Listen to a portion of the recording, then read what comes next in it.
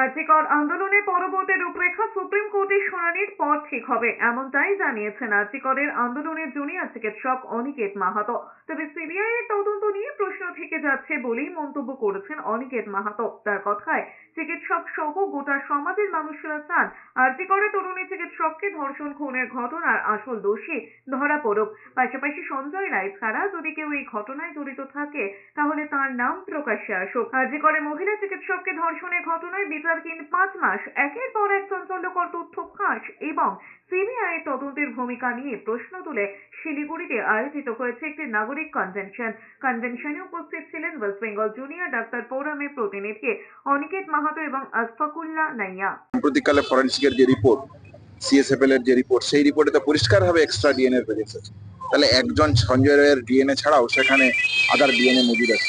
তাহলে স্বাভাবিকভাবে এই কথা দিনের আলোর মতন পরিষ্কার যে এই ঘটনার সাথে একাধিক ব্যক্তি জড়িত। সেটা কজন?